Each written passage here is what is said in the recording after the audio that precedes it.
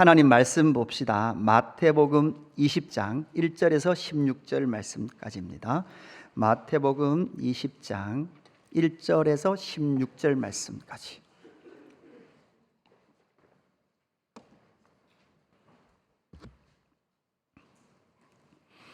같이 교독합시다. 1절 제가 먼저 보겠습니다. 천국은 마치 품꾼을 얻어 포도원에 들여보내고 이른 아침에 나간 집주인과 같으니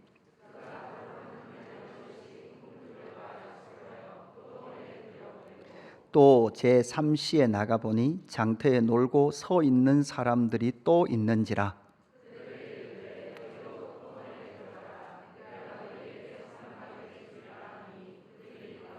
제6시와 제9시에 또 나가 그와 같이 하고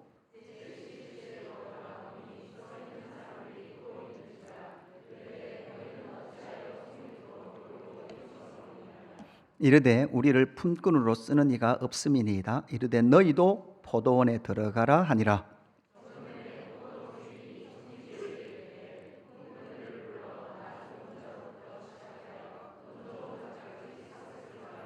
제11시에 온 자들이 와서 한 데나리온씩 받거늘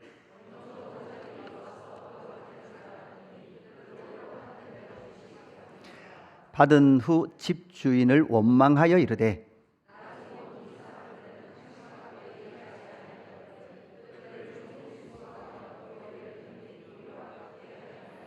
주인이 그 중에 한 사람에게 대답하여 이르되 친구여 내가 내게 잘못한 것이 없노라. 내가 나와 한 데나리온의 약속을 하지 아니하였느냐.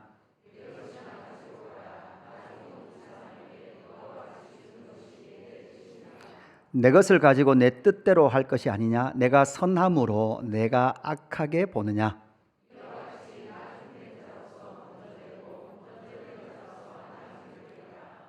아멘.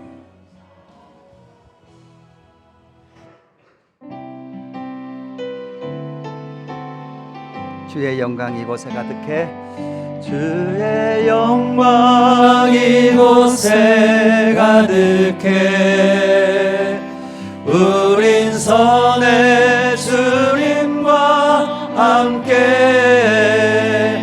찬양하며 우리는 전진하리. 모든 열방 주 볼 때까지. 주의 영광 이곳에 가득해. 주의 영광 이곳에 가득해. 우린 선의 주님과 함께 찬양하며 우리는 전진하리.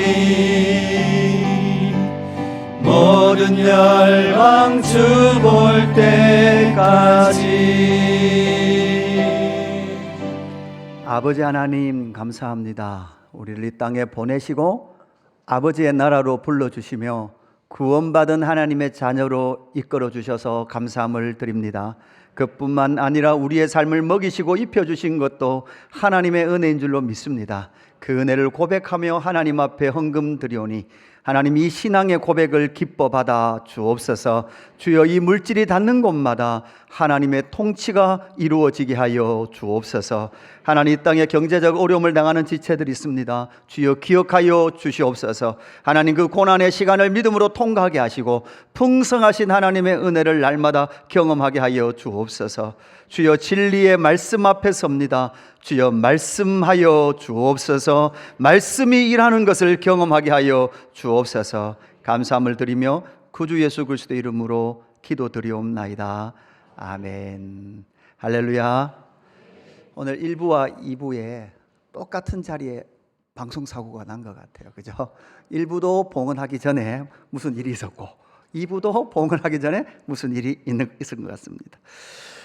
정말 우리의 예배가 방해되지 않고 하나님 앞에 영과 진리로 예배하는 저와 여러분 되기를 원하고 들을 수 있는 길을 여는 저와 여러분 되기를 축복합니다. 오늘 마태복음 20장 1절에서 16절 말씀까지 우리가 같이 봉독을 했습니다. 이 말씀을 우리가 깊이 한번 묵상해 보기를 원합니다. 여러분, 이치라는 단어, 이치에 맞다, 이치에 맞지 않다 이런 말을 많이 쓰시죠. 이치라는 것은 사물의 정당하고 당연한 조리, 또 도리에 맞는 취지, 이것을 이치에 맞다 이런 단어를 쓰죠. 여러분, 이치에 맞다, 여러분 우리는 다 이치에 맞을 때 동의를 하고 움직이죠. 근데 참 독특한 것은 사람들이 생각하는 이치가 항상 똑같지 않다는 거예요. 이치가 똑같으면 부부 사이에 부부 싸움을 할 이유가 없겠죠. 전혀 부부 싸움 할 이유가 없을 거예요. 그러나 이치라는 것, 각각의 사물의 정당하고 당연한 조리, 당연한 건데 당연하게 생각하는 것이 서로 기준이 다르니까 이 땅에서 무슨 문제가 생겨요? 싸우고 분쟁하고 자기의 생각의 옳음을 주장하는 일들이 일어나게 되죠. 그뿐만 아니라 가만히 보면요, 자기의 그런 객관적이고 합리적이고 이치에 옳다라는 주장을 가지고 숨겨놓은 의도를 이루는 일들도 많이 일어납니다. 대표적으로 정치 같은 것도 보세요. 정치 같은 것도 뭡니까? 자기의 주장과 이치가 옳다라는 것을 끊임없이 이야기하고 그것에 동의하는 사람들의 지지를 받아 뭐를 가지고 갑니까? 정치적 권력을 소유하게 되는 것이죠. 이것처럼 자기의 이치가 맞다라고 강력하게 주장함을 통해서 그 숨겨놓은 이득, 숨겨놓은 자기 이익을 취하며 사는 것이 이 세상의 특징이기도 합니다. 오늘 우리가 읽었던 마태복음 20장에 나오는 비유는 대부분 여러분 가지고 있는 성경책의 제목을 보면 포도원 품꾼들 이렇게 돼 있죠. 포도원 품꾼들의 비유입니다. 근데 제가 이 말씀을 묵상하면서 한 주간 묵상하면서 제목을 포도원 품꾼의 비유라고 했다가 이 비유를 아무리 계속 읽어보아도 포도원 품꾼보다는 포도원 주인이 더 주인공 같아요. 그래서 제목을 포도원 주인의 비유로 바꿨다가 주말이 다가오면서 다시 묵상을 하는데 포도원 주인보다 더 제목을 바꿔보면 오늘 제목이 뭔가요? 이상한 나라의 품삯이에요. 이상한 나라의 앨리스가 아니고 이상한 나라의 품삯으로 제목이 최종 정해졌습니다. 왜 이상한 나라의 품삯인가 내용을 한번 살펴봅니다. 이 말씀의 배경, 오늘 20장에 나오는 예수님께서 포도원 품꾼의 비유, 포도원 주인의 비유라고 해도 되는 이 비유의 말씀을 하기까지의 잠시 여정을 한번 살펴보았으면 좋겠습니다. 예수님은 십자가 지시기 6개월 전까지 갈릴리 지역에 계속 사역을 오랫동안 하셨습니다. 그리고 십자가 지시기 6개월 전에 유대 지경으로 오십니다. 유대로 오시죠. 유대로 오셔서 많은 사역들을 펼쳐가면서 이 본문이 나타나는 20장 이전에 어떤 일이 있었는가 하면 한 부자 청년이 예수님을 찾아옵니다. 부자 청년이 예수님을 찾아와서 선생님, 무슨 선한 일을 하여야 구원을 얻을 수 있겠습니까? 라고 질문을 하죠. 여러분, 이 질문 속에 유대인들이 가지고 있었던 사상이 있었죠. 여러분, 어떤 사상이 있었다고요? 인간은, 유대인들은 무슨 선한 일을 해야만 뭐를 얻을 수 있다는 거예요? 영생을 얻을 수 있다는 거죠. 공덕을 쌓고 율법을 지켜야만 구원을 받을 수 있다라는 그 전제가 이 청년 안에 있었던 거예요. 그래서 예수님도 뭐라고 말하는가 하면 율법을 지켜라 라고 말할 때 이 부자 청년은 뭐라고 말합니까? 나 율법 다 지켰습니다. 이렇게 말을 대꾸를 할 때 예수님께서 네 것을 팔아서 이웃에게 나눠주라. 그러니까 이 부자는 재물이 많음으로 말미암아 근심하며 돌아갔더라, 이렇게 기록을 하고 있습니다. 그럼 자세히 읽어보면 팔아서, 다 팔아도 안 나고 부자니까 하나 정도 팔 수 있잖아요. 근데 뭐라 그래요? 돈 많은 것 때문에 근심하여 돌아갔더라, 그러는 거죠. 여러분, 팔 것 많으시죠? 집 팔고 땅 팔고 냉장고 팔아. 여러분, 하나 팔아서 나를 따라오라 그러면 다음 주에 교회 안 오실 분들이 좀 보이는 것 같아요. 그죠? 하나님의 나라, 예수님께서 팔아라 라고 말할 때 그는 근심하며 돌아갔다. 그렇게 돌아간 부자 청년을 보면서 베드로가 이때 어깨에 힘을 딱 펴고 마태복음 19장 27절에서 이렇게 말합니다. 이에 베드로가 대답하여 이르되 보소서, 우리가 모든 것을 버리고 주를 따라 싸운데 그런즉 우리가 무엇을 얻으리까? 지금 베드로가 마태복음 19장 27절에 이렇게 말할 때는 부자 청년이 자기가 그렇게 돈이 많으면서도 네 것 좀 팔아서 이웃에게 나눠주고 나를 따라라 해도 그거 하나 못 팔고 근심하며 돌아가는 것을 본 베드로가 뭐라고 말하는가 하면 예수님에게, 예수님, 우리는 지금 잘하고 있죠. 우리는 지금 모든 것을 버리고 주를 따르고 있으니까 우리가 무엇을 얻을 수 있습니까? 베드로는 무엇을 팔았습니까? 버렸습니까? 아버지를 버렸습니다. 배를 버렸습니다. 그물을 버리고 누구를 따랐습니까? 예수님을 따랐습니다. 아주 잘했죠. 아주 잘했습니다. 그래서 무엇을 얻을 수 있습니까? 라고 물었던 것이죠. 그럴 때 예수님께서는 마태복음 19장 29절에 또 내 이름을 위하여 집이나 형제나 자매나 부모나 자식이나 전토를 벌이는 자마다 여러 배를 받고 또 영생을 상속하리라, 이렇게 말씀하죠. 그러니까 여러분, 이 말씀을 딱 들었을 때 여러분, 우리가 주의에 잘 봐야 합니다. 집이나 형제나 자매나 부모나 자식이나 전토를 벌인 자라는 것은 부모를 버려라 라는 의미가 아니죠. 여러분, 이 앞에 나오는 이야기가 여러분 묵상했던 분들은 잘 따라서 생각할 수 있을 거예요. 자꾸 설교가 어렵다고 생각하지 마시고 우리는 여러분 쭉 계속 이어서 설교합니다. 평일에 마태복음 쭉 묵상한 것을 이어가기 때문에 기억을 더듬어 보십시오. 바리새인이 예수를 시험하려고 아내를 버려도 됩니까? 버리면 안 됩니까? 물었죠. 물으니까 뭐라 그래요? 예수님께서, 하나님께서 원래 남자와 여자를 지어서 그렇게 하나님의 형상대로 지었기 때문에 아내를 버리면 안 된다고 말했죠. 안 된다고 말하니까 제자들이 뭐라 그래요? 남자 제자들이, 이럴 것 같았으면 왜 결혼했습니까? 이렇게 말하죠. 아내 못 버릴 것 같으면, 아내 바꿀 권리가 우리에게 없다면 결혼하는 게 부당합니다 라고 만큼 생각하고 있었던 사람들이 제자들 그 당시에 생각이었단 말이에요. 너무나 쉽게 아내 버리는 게 가능했던 시대란 말이에요. 뭐를 가지고? 율법을 가지고. 그래서 사실 여기 집이나 형제나 자매나 부모나 자식이나 전토는 우리가 말하는 그런 이혼, 버리다라는 것보다는, 의미보다는 사실 집이나 형제나 자매나 부모나 자식이나 전토는 혈통적 관계로 맺어진 거란 말이에요. 그것이 아니라 이제는 예수님께서 우리에게 주시는 하나님의 나라를 상위 개념으로 가지고 우선순위를 가지고 살아가는 그 사람만이 여러 배를 받고 또 영생을 상속하리라, 이렇게 말씀하는 거죠. 근데 여러분, 여기서도 또 하나 주의해야 될 것이 있죠. 여러 배를 받고 하는데 여러 배를 받는 거죠. 근데 여러분 가만히 생각해 봐야 돼요. 부모를 여러 배 받으면 이게 좀 심각해져요. 그죠?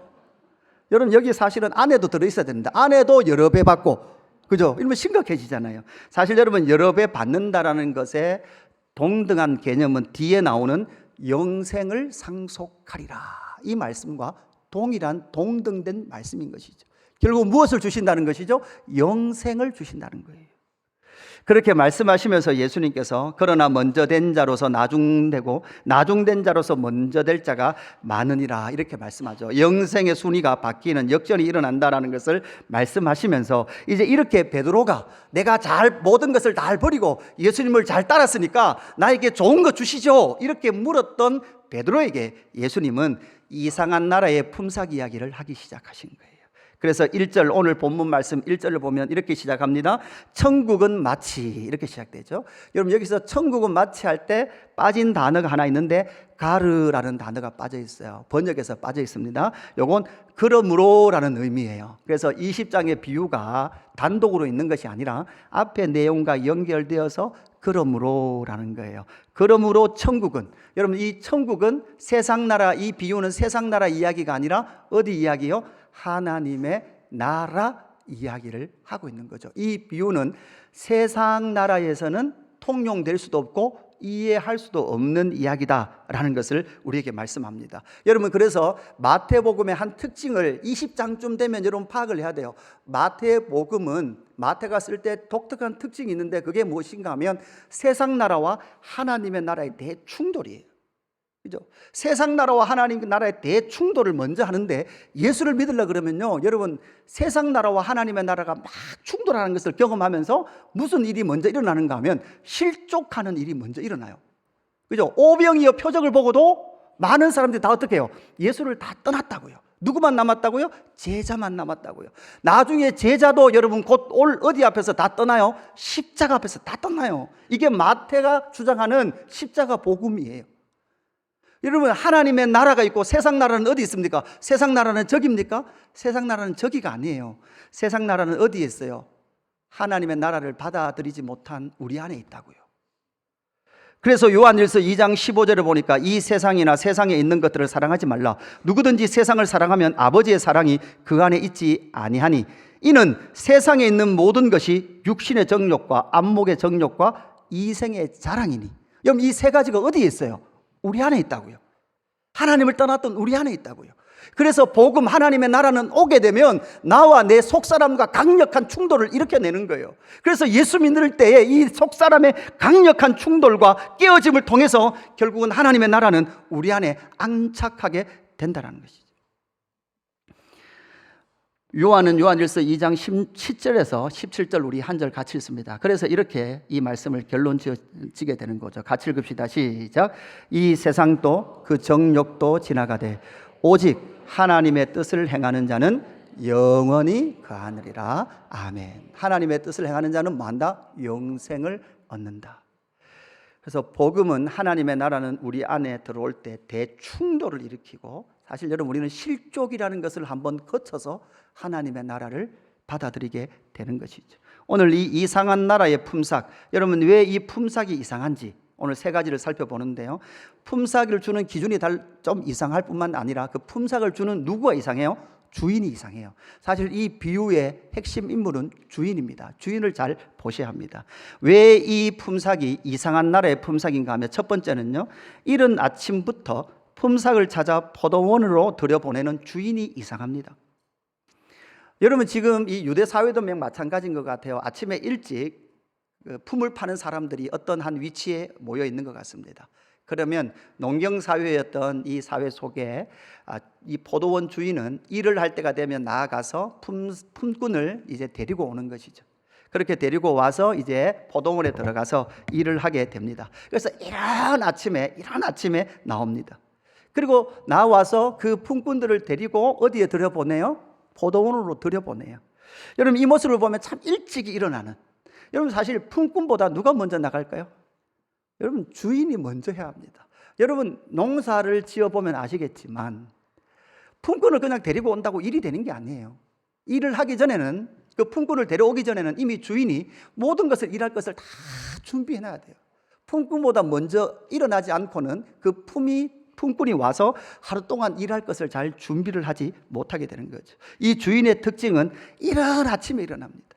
그뿐만 아니라 들여보내요. 여러분, 오늘 본문을 자세히 읽어보면 품꾼들이 포도원 들어가서 무슨 일을 하는지 주인이 뭐 설명을 하거나 지시를 하는 내용이 나오나요? 나오지 않나요? 나오지 않아요. 이 주인 좀 독특해요. 그냥 품꾼들을 데리고 와서 포도원으로 집어넣는 거예요. 들여보내는 거예요. 그래서 오늘 이 품꾼들을 포도원으로 들여보내는 주인이 사실은 독특한데, 이상한데, 이것이 바로 누구의 모습으로 비춰지는가 하면 예수님의 모습으로 비춰지죠.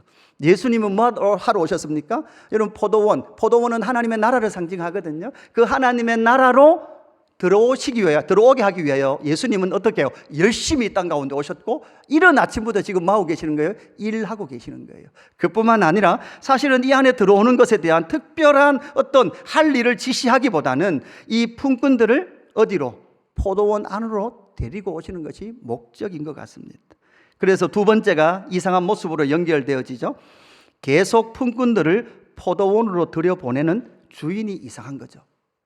여러분, 여기 보면 3절부터 보니까 이제 2절부터 이른 시간에 나가요. 여러분, 이른 시간이라는 것은 유대는 우리나라로 비슷하죠. 아침 6시부터 밤 6시, 저녁 6시까지 요 12시간이 품꾼들이 일하는 시간이에요.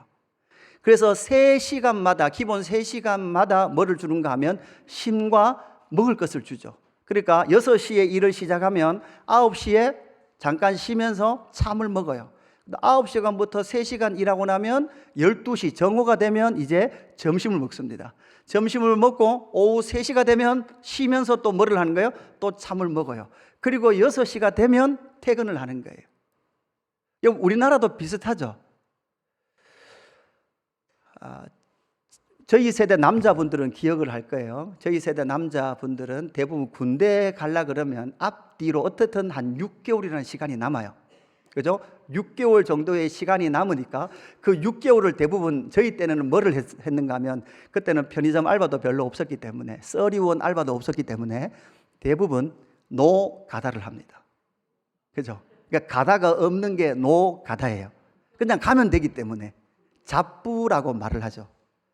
그래서 아침에 일찍 나가서 허름한 상가 건물에 무슨 용역이라는 곳에 써 있는 곳에 계단을 올라가 앉으면 시간이 되기 시작하면 이제 누군가 문을 열고 5명 이렇게 말합니다. 그러면 누구부터 갈까요? 예, 처음 그 용역에 등록한 사람들은 순서를 빨리 안 줍니다. 그 용역에 오래 다녔던 사람부터 순서대로 5명이 뽑혀서 일하러 가지요.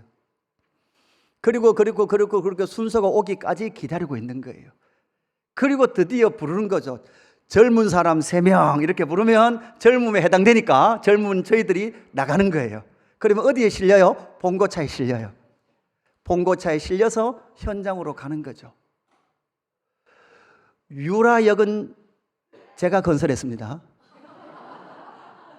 새벽에 실려갔어요. 내려가래요. 제일 밑으로 내려가래요. 철제 다리를 타고 흔들리는 다리를 타고 내려가니까 캄캄한 곳에 선로가 있더라고요. 선로에 떨어진 담배꽁초를 다 주우래요.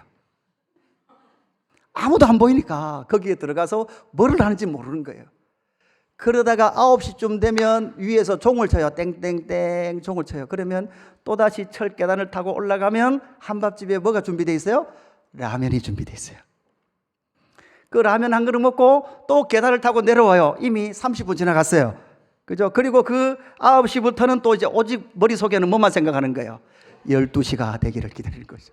12시에 만나요. 점심시간. 그리고 보면 하루가 지나가는 거죠. 그렇게 해서 용역에 10,000원 주고 내가 70,000원 받고, 그죠? 그렇게 노가다를 했던 기억이 납니다. 근데 문제는 무엇입니까? 이 비유에 보면 6시에 나갔어요. 사람들이 서 데리고 왔어요. 근데 주인이 또 나갔어요. 언제 나갔어요? 9시에 나갔어요. 9시에 나갔더니 또다시 거기에 서 있는 사람들이 있는 거예요. 그 품꾼들을 또 사왔습니다. 데리고 왔습니다.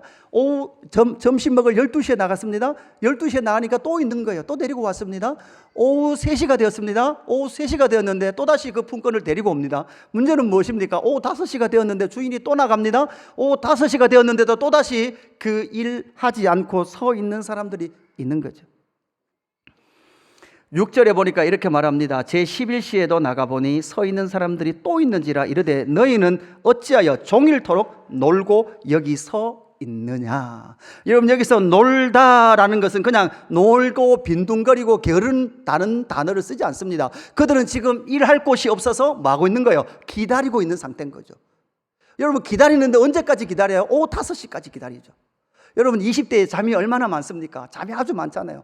막 자고 싶은데 현장에 그렇게 노가다를 가려고 그러면 몇 시 일어나야 됩니까?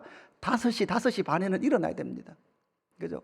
저하고 좀 친한 분이 한 분 계세요. 오토바이를 타고 다니는 분이 한 분 계신데, 그죠? 5시 반에 일찍 일어나야 돼요. 그리고 그 추위에 현장에 가겠어요. 오토바이를 둘이 타고 막 이렇게 가는 거예요. 근데 현장에 가서 앉았는데 그날은 사장님들이 별로 안 와요. 용역을 데리러. 그러면 기다리다가 7시가 되고 8시가 되고 9시가 다 돼갈 때쯤 용역회사 사장님이 뭐라 그래요? 오늘은 없습니다. 돌아가십시오. 라고 말하면 머릿속에 무슨 생각이 들어요? 오늘 점심은 내가 알아서 해결해야 되고 오늘 뭐도 없다? 일당도 없구나. 그런 날이 되는 거죠. 그러니까 지금 이 사람들이 오후 5시가 되도록 사람들은 빈둥거리는 것 같지만 그들은 지금 기다리고 있으면서 아무 일도 하고 있지 못하는 상태에 있는 거죠. 그래서 7절에 보니까 우리 7절 말씀 같이 읽어볼까요? 7절 같이 읽습니다. 시작. 이르되 우리를 품꾼으로 쓰는 이가 없음이니이다. 이르되 너희도 포도원에 들어가라 하니라. 아멘. 그러니까 지금 품꾼으로 쓰는 사람이 없다라는 것은 사실은 그들은 빈둥거리고 싶어서 빈둥거리는 게 아닌 거죠. 불러주는 사람이 없어서 계속해서 기다리고 있는 그 상태인 거죠. 이 당시에 품꾼이라는 것은 내가 오늘 벌지 못하면 내 가족은 오늘 굶는 거예요. 내가 오늘 수입이 없으면 내 가족은 내일 먹지 못하는 절망 속에 있는 사람들이에요. 그러니까 5시가 되도록 사실 집에도 가지 못한 채 기다리고 있었던 그들에게 예수님은 너희들 가서 일해라. 내가 상당하게 주리라. 오늘 그들의 품상은 뭔가 하면 상당하게 주는 거예요. 이게 주인의 마음인 것이죠. 상당하게 주리라라는 것입니다. 여러분, 이것을 통해서 우리는 무엇을 알 수 있습니까? 하나님 아버지의 마음이 바로 여기에 있는 것이죠. 끊임없이 주님은 나오십니다. 나와서 그 품꾼들이 살아갈 길을 찾고 있는 그들에게 하나님의 아버지의 마음, 끊임없이 그 포도원으로 초청하고 계시는 분이 누굴까요? 바로 하나님이요 주 예수 그리스도의 이 땅에 오심이다라는 것을 기억하는 저와 여러분 되기를 주님의 이름으로 축복합니다. 세 번째, 이 주인의 이상함은 뒷부분에 더 나타나게 되죠. 이게 클라이막스입니다. 세 번째는 일한 시간과 상관없이 똑같은 품삯을 주는 주인이 이상하죠. 8절 말씀에 보면 이런 말씀이 나옵니다. 저물매 포도원 주인이 청지기에게 이르되 품꾼들을 불러 나중 온 자로부터 시작하여 먼저 온 자까지 삭슬 주라 하니, 이렇게 말합니다. 그러니까 여러분, 이제 예수님은요 정말 이야기꾼이에요. 이 이야기가 드라마틱하게 이야기하시죠. 저같이 재미없게 말하는 사람은 먼저 온 사람부터 줘라 이렇게 말할 건데, 예수님은 지금 비유를 끄집어내면서 누구부터 먼저 주는 거예요? 마지막에 온 사람부터 주는 거예요. 그러니까 지금 예수님은 마지막 온 사람부터 주면서 누구에게 뭔가 가르쳐 주기를 원해요. 누구에게? 가장 먼저 온 사람에게, 가장 먼저 온 자에게 할 말이 있다는 거예요. 그러니까 가장 먼저 온 자가 지금 정당하게 일으켜야 될 반응이 일어나야 되는 거예요. 그것을 분명히 예수님은 알고 있어요. 내가 이렇게 하면 가장 먼저 온 너희는 이렇게 반응할 거다. 그래서 내가 너희한테 할 말이 있다. 이렇게 말씀하는 거죠. 그래서 가장 늦게 온 그 사람에게 1달란트 주는 거죠. 그 사람은 몇 시간 일했습니까? 1시간 일했습니다. 1시간 일하고 가장 먼저 온 사람에게 주겠다고 약속한 1달란트만큼, 1달란트가 얼마, 죄송합니다, 1데나리온. 1데나리온은 그 당시에 1일 품삯입니다. 그죠? 하루 품삯을 주게 되는 것이죠.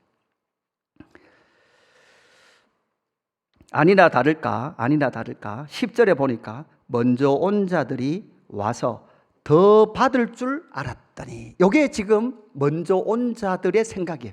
먼저 온 자들의 이치예요. 그들이 생각하는 이치에 합당한 것은 1시간 일한 사람이 1데나리온을 받았으니까 아침 일찍부터 와서 거의 10시간 가까이 일한 나에게는 최소한 여러분 시간으로 따지면 몇 배를 더 줘야 되는 거예요? 점심시간 뭐 좋다 뺄 거 다 빼고 최소한 8배에서 10배는 줘야 되는 거죠.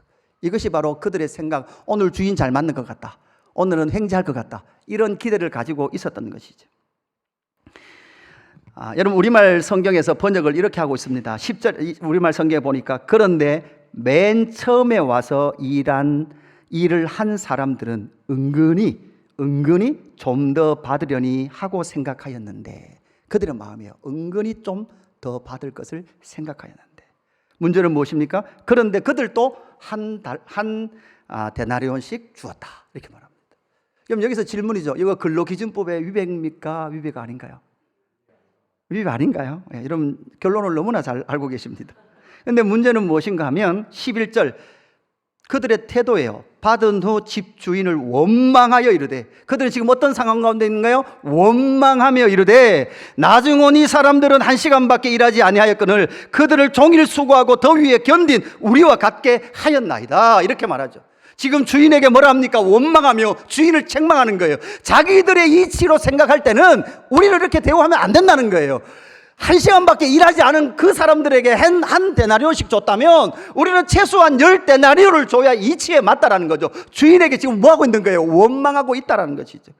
여러분, 지금 예수님은 이 상태를 바로 바리새인들, 그 당시 하나님의 나라의 주인이라고 생각했던 그 종교 지도자들 플러스 베드로도 마찬가지죠. 나는 일찍부터 예수를 따랐으니까 당신은 나에게 무엇인가 많은 것을 주어야 됩니다 라는 생각의 이치를 가지고 있는 베드로를 향해서 하나님의 나라는 그런 나라 아니야 라는 것을 말씀해 주고 있는 거죠. 예수님께서 뭐라고 말씀합니까? 주인이 뭐라고 말합니까? 주인이 그 한 사람에게 이렇게 말해요. 친구여, 나는 네게 잘못한 것이 없단다. 네가 원래 6시에 일하러 들어올 때 나는 너에게 1데나리온을 주기로 약속했다. 그래서 너가 종일 땀 흘려 일한 것은 알지만 내가 너와 약속한 1데나리온을 주는 것은 너에게 죄가 아니다. 네 것을 가지고 가라 이렇게 말씀하죠. 여러분 이 비유를 렘브란트가 그림으로 그리죠. 그림 한번 보여주실래요? 이 렘브란트가 이 그림을 그립니다. 이게 지금 바로 포도원 품꾼의 비유, 이상한 나라의 그 품삯 이야기를 렘브란트가 그림으로 그린 겁니다. 여러분 보시면 지금 주인이 한 데나리온을 주는 것 같습니다. 그럴 때 그 받고 있는 사람이 받으면서도 지금 손을 내밀어 받으면서도 지금 뭐 하는 것 같습니다. 얼굴이 지금 붉어져서 주인에게 항명을 하고 있는 것 같습니다. 그리고 그 주인과 돈을 받고 있는 사람 사이에도 누군가 6시에 온 그 사람이 이건 이치에 옳지 않다라고 계속해서 원망을 하고 있는 것 같습니다. 그 뒤에 사람들 여러분 자세히 보시면 아주 어둡게 그려진 부분에 몇몇의 사람들이 포도주 통을 굴리고 있는 거죠. 여러분 이 사람은 아마 오후 5시에 온 사람 같습니다. 1시간 일하고 돈을 받아서 미안해서 추가 근로를 하고 있는 것 같습니다. 미안해서. 그런데 이 주인은 지금 손을 어디에 올리고 있죠? 오른손을 가슴에 올리고 있습니다. 여러분 유대인들에게 오른손을 가슴에 올렸다라는 것은 내 진심을 너에게 보여주고 싶다라는 상징으로서 항상 이렇게 말하는 거, 내 마음을 너에게 보여주고 싶다라는 것이죠. 이 주인은 불의한 주인이 아니었습니다. 약속한 것 그리고 그들의 하루에 해당되는 그 품삯, 그 품상을 내가 너에게 약속한 대로 주었음에도 불구하고 주인에게 항명하고 있고 원망하고 있는 이 모습을 우리는 이 그림에서 보고 있죠. 그러면서 여러분 렘블란트는 의도적으로 창을 누구의 얼굴을 비추도록 그리고 있습니까? 바로 주인의 얼굴을 향하여 빛이 비추도록, 그리고 가장 일찍 온 저 품꾼들을 향하도록 그림을 그려 놓고 있는 거죠. 이 비유는 바로 주인과 가장 먼저 온 품꾼을 주인공으로 한 비유로 나타나고 있는 것이죠. 하나님의 나라는 이상한 나라인 거죠. 이 세상의 이치로는 설명을 할 수 없는 것이 바로 하나님의 나라입니다. 저는 이 말씀을 묵상하면서 이런 적용을 해봤죠. 여러분 혹시라도 하나님을 믿고 하나님 앞에 헌신하며 살았어요. 그런데 때로는 하나님을 믿는데도 불구하고, 나는 어릴 때부터 예수를 믿었고 예수를 따랐는데도 불구하고 신앙생활 얼마 하지 않은 저 사람 초신자는 볼 때 너무나 승승장구하고 때로는 성공하기도 하고 때로는 번영하기도 하고 하나님께서 이 세상에서 물질의 복을 많이 주기도 하는 그런 현장들, 그런 모습들을 보면서 혹시 여러분은 여러분 안에 하나님을 향한, 주인을 향한 원망의 마음을 가지고 있지는 않습니까? 내가 이렇게 열심히 믿었는데, 내가 이렇게 열심히 헌신을 했는데 하나님 이게 무엇입니까? 라고 하나님 앞에 따지고 싶은 그 마음이 혹시 여러분 마음 깊은 곳에 숨겨놓고 있지는 않습니까? 여러분 포도원 품꾼의 비유를 통해서 두 가지를 우리는 철저하게 배격해야 될 두 가지를 찾아야 합니다. 첫 번째는 무엇일까요? 공로주의를 철저하게 배격하라는 거예요. 베드로 안에 있었던 마음이 있었죠. 무엇입니까? 나는 아버지를 버리고 배를 버리고 그물을 버렸으니, 그리고 당신을 따랐으니 아버지보다 배보다 그물보다 최소한 10배 되는 것, 그리고 다른 제자들보다 나는 당신을 더 열심히 따랐으니 나에게 보상을 해 주셔야 합니다 라는 생각이 누구에게 전제되어 있다? 베드로에게 전제되어 있더라라는 것이죠. 여러분 이럴 때 예수님이 세상 임금이라면 여러분 어떻게 했을까요? 아마 공수표를 날렸을 겁니다. 너 나에게 충성해라. 여러분 베드로가 예수님을 따르면서 뭐라고 말하는가 하면, 예수님 십자가 지시기 전에 그러잖아요. 당신을 위하여 목숨을 내어 바치겠습니다. 이러면 세상 임금은 뭐라 그래요? 야, 베드로가 이제 드디어 나에게 충성 맹세했다. 너희들 다 뭐하냐? 나에게 충성 맹세해라. 이렇게 이용할 거예요. 그죠? 여러분 그렇잖아요. 누구가 나를 지지선언했습니다. 그러면서 끝까지 자기의 유익을 찾아가려고 하겠지만, 우리 예수님은 베드로가 보고 뭐라 그럽니까? 너 나 못 따라와. 너 나 부인할 거야. 여러분을 제가 교회 담임 목사로서 여러분의 신앙을 열심히 하도록 격발시키기 위해서는요, 여러분 안에 공로주의를 일으키는 것이 목사 입장에서는 여러분 열심히 일하게 만드는 도구가 될 수 있습니다. 그러나 여러분 주의해야 될 것이 있죠. 이것은 하나님의 나라의 원리가 아닌 것이죠. 하나님의 나라, 베드로는 열심히 했습니다. 바리새인들은 열심히 율법을 지켰습니다. 부자 청년도 마찬가지죠. 열심히 율법을 지켜서 하나님께서 나에게 복을 주셔서 내가 부자가 되었습니다. 여러분, 유대 사회에서는요, 부자는 무조건 천국이에요. 왜? 하나님께서 복 주셨으니까 부자 된 거니까 부자는 무조건 천국 간다라는 생각들이 있었단 말이에요. 그러나 주님은 그들을 부르지 아니하시고 세리와 창녀와 여인과 어린아이와 넘어서 이방인까지 지금 하나님의 나라에 초대하고 있는 거예요. 그들은 오후 5시, 그 오후 5시에 불러서 하나님의 나라 백성이다. 결국은 여러분, 그 오후 5시 온 사람들, 지금 아까 그림 렘브란트 그림에서 그들은 근무 시간이 지났는데도 불구하고 무엇을 깨닫습니까? 이것은 주인의 은혜라는 것을 깨닫잖아요. 주인이 나를 불러주신 하나님의 주인의 은혜라는 것을 깨달은 그 사람은 그 안에 역동하는 것이 무엇이죠? 이것은 주인의 은혜다. 내가 이렇게 살아가는 것은 하나님의 은혜다라는 것을 인식하며 그들은 기쁨으로 지금 뭐를 하고 있는 거예요? 포도주 통을 굴리고 있더라는 것이죠.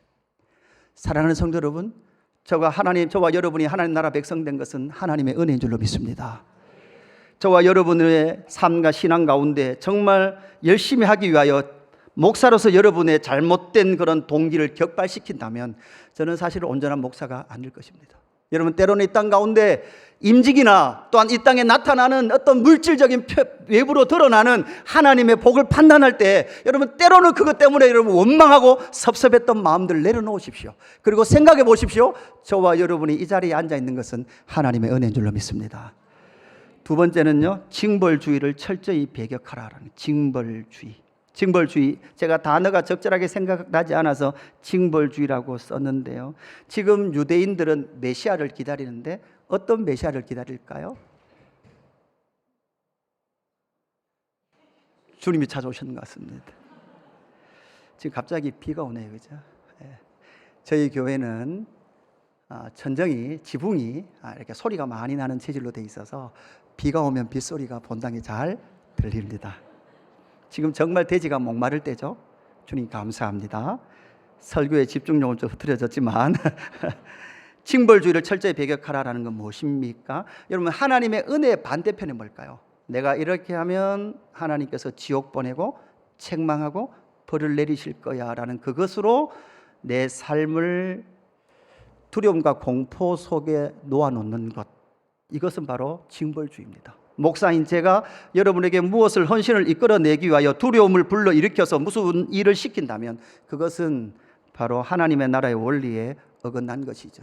그 당시에 사람들도 메시아가 오면 주변 국가의 모든 저 악한 것들 다 죽이고 다 심판하고 나를 하나님의 나라의 가장 높은 곳에 세워주십시오라고 생각했던 그 징벌주의는 하나님의 은혜의 공의로움이 아니라 그들을 두려움과 공포 속에 놓아 주었다는 것이죠. 결론을 내길 원합니다. 여러분, 최근에 여러분 힘듦이 무엇입니까? 언론을, TV를 보면서 어려움이 무엇입니까? 예수 믿는 교회를 다니고 신앙생활하는 저와 여러분이 참 어려운 것이 무엇입니까? 바로 넷플릭스에서 나온 나는 신이다라는 그 다큐멘터리. 여러분 보신 분 계시죠? 조성현 PD가 그것을, 그 다큐에 간담회를 하면서 피해자의 인터뷰와 녹취와 그런 많은 사건들의 이야기를 10%밖에 지원하지 못했대요. 90%는 표현할 수 없다는 거예요. 정말 안타까운 현실이죠. 여러분, 그것을 보면서 때로는 여러분 너무나 마음이 아픈 거죠. 여러분, 그들이 하는 일이 무엇입니까? 바로 두 가지예요. 공로주의. 너 열심히 교주에게 헌신해라. 또 뭡니까? 그렇게 안 하면 너 뭐 한다? 생명책에서 이름 지워버린다. 여러분, 생명책에서 이름 지워버리는 것은 사실은 그것은 우리의 권한이 아닙니다. 우리는 누구도 그것을 말할 수 있는 것이 아니죠. 그래서 그는 이렇게 말합니다. 신앙이 아니라 사이비, 가스라이팅, 그 위험을 알고 내부자가 그곳에서 탈퇴하도록 하기 위하여서 이 다큐를 촬영했다는 거죠. 여러분, 신앙생활 하고 있는 저와 여러분 무엇을 하고 있습니까? 여러분, 공로주의 신앙을 가지고 신앙생활 하고 있습니까? 내가 이렇게 했으니 주인이여 나에게 이렇게 갚으십시오 라고 주장하는 그 마음으로 신앙생활 하고 있습니까? 아니면 내가 이렇게 하지 않으면 난 지옥 또한 하나님의 심판 앞에 놓일 것 같은 두려움으로 여러분 복종하고 있습니까? 여러분, 하나님께 복종은 하나님의 은혜로 말미암아 순복하고 복종할 때만이 진짜 참 순종이요 복종인 줄 믿습니다. 여러분, 우리의 모든 헌신은 하나님께서 오후 5시에 나를 불러주셨고 허물과 죄로 죽었던 나, 이방인이었던 나, 하나님의 그 언약 백성 밖에 있었던 나를 이곳으로 불러주신 하나님의 은혜로 내가 이 은혜를 누리며 하나님의 나라를 살아나갑니다. 그래서 내가 하나님의 포도원에서 아무리 열심히 일해도 나는 그 은혜에 갚을 수 없습니다라는 그 은혜의 영광으로 함께 일해가는 저와 여러분 되기를 주님의 이름으로 축복합니다. 여러분, 그래서 오늘 우리가 함께 부를 찬양은요, 은혜 아니면 살아갈 수 없네라는 찬양입니다. 한 주간 동안 이 찬양을 하면서 은혜 아니면 살아갈 수 없네. 여러분, 정말 이 고백을 합니까? 아니면 돈 없으면 못 삽니다. 그죠? 돈 없으면 못 삽니다. 이 생각을 하고 사십니까? 여러분, 이 시간 같이 찬양하면서 하나님의 은혜, 그 은혜, 나를 불러주신 그 오후 5시, 6시부터 현장에 서서 나를 불러주시는 사람 하나 없는 그 광야와 같은 그 자리에 서서 살아가던 나를 하나님의 나라에 초대해 주셔서 너에게도 한 대나리온이다, 너에게도 한 대나리온이다. 여러분, 이 은혜를 선포하고 계시는 복음 앞에서는 저와 여러분 되기를 주님의 이름으로 축복합니다.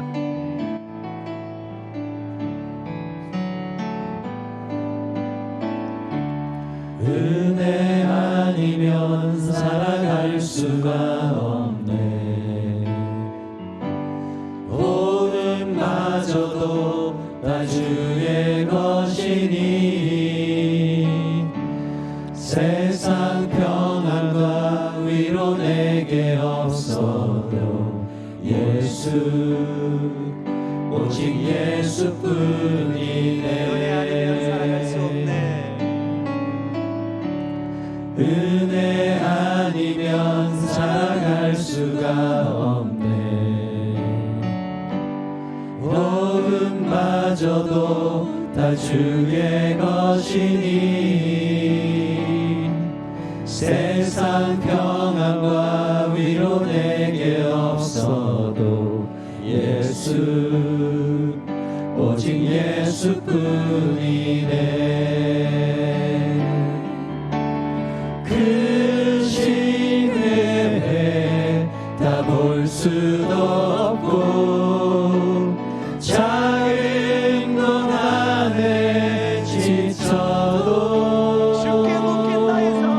주께 묶인 나의 모든 삶 버티고 견디게 하시네. 크신 계획 다 볼 수도 없고 작은 곳 안에 지쳐도 주께 묶인 나의 모든 삶 버티고 견디게 하시네. 은혜 아니면 살아갈 수가 없네. 나의 모든 것 다 주께 맡기니 참된 평안과 위로 내게 주신 주 예수, 오직 예수뿐이네. 예수, 오직 예수뿐이네. 예수, 오직 예수뿐이네. 여러분, 혹시 은혜를 잃어버린 자리가 어디입니까? 은혜를 잃어버린 그 자리, 내가 이렇게 열심히 했는데, 내가 이렇게 헌신했는데, 하나님 이게 무엇입니까? 이게 뭡니까? 여러분, 혹시 그런 마음이 있는 자리가 있습니까? 또 반대편에 징계를 받을 것 같고 버림을 받을 것 같아서 헌신하고 열심히 하고 있지는 않습니까? 여러분, 은혜의 나라, 하나님의 나라로 들어오는 저와 여러분 되기를 주님의 이름으로 축복합니다. 하나님의 나라는 생명의 나라요, 은혜의 나라요, 생명의 나라인 줄로 믿습니다. 여러분, 이 세상에 이치가 소통되지 않는 나라가 하나님의 나라인 줄로 믿습니다. 여러분, 우리의 생각대로 되지 않는 거예요. 우리의 이치대로 되지 않는 것이 하나님의 나라입니다. 이 시간 주님 찾고 기도할 때, 주여 하나님의 나라를 살아가게 하여 주시옵소서. 내 이치가 아니라 말씀의 이치에 따라 살아가게 하여 주시옵소서라고 은혜의 원리대로 살아가게 하여 주시옵소서라고 우리 같이 주님 잡고 기도하겠습니다. 주여, 주여 하나님 아버지 기도합니다. 주여, 우리에게 은혜 베풀어 주시는 그 하나님, 지금도 말씀하시는 그 하나님, 주여 이상한 나라의 그 품삯을 다시 한번 계산해 봅니다. 주여 하나님, 포도원 밖에 있었으며 주여 오후 5시가 되기까지 나를 찾아주지 않는 주여 하나님 그 외로운 자리, 하나님 그 쓸쓸한 자리, 그 어려움의 자리 내가 서 있었습니다. 주여 하나님, 오늘 나를 초대해 주시는 하나님의 부르심 앞에 우리가 서 있사오니 주여 말씀하여 주시옵소서. 주여 은혜 베풀어 주시옵소서. 하나님의 나라를 살아가게 하여 주옵소서. 영광의 나라, 그 은혜의 나라를 살아가게 하시고, 혹시 이 시간 오후 5시 그 시간에 주님이